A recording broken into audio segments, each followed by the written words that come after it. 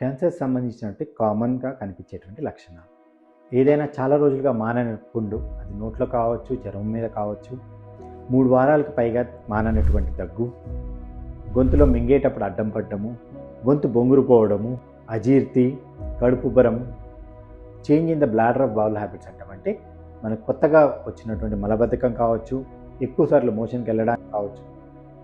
మూత్రం పోవడంలో కష్టం కావచ్చు, మూత్రం ఎక్కువగా పోవడం కావచ్చు, అన్యూజువల్ బ్లీడింగ్ అయితే దగ్గులో కావచ్చు, మలంలో కావచ్చు, మూత్రంలో కావచ్చు, అబ్నార్మల్ వెజనల్ బ్లీడింగ్ కావచ్చు, లేదు తెల్లబట్ట కావడం అనేది ఎక్కువగా, ఈ మధ్యకాలంలో వచ్చినటువంటి వెయిట్ లాస్ కానీ, ఆకలి లేకపోవడం కానీ, జనరలైజ్డ్ బాడీ పెయిన్స్ కానీ, రక్తహీనత, కొత్తగా వచ్చినటువంటి రక్తహీనత, ఇటువంటి లక్షణాలు ఏమన్నా కనిపించినట్లయితే మీ డాక్టర్ గారిని కలిసి ఇది క్యాన్సర్ కాదు అని నిర్ధారించుకోండి.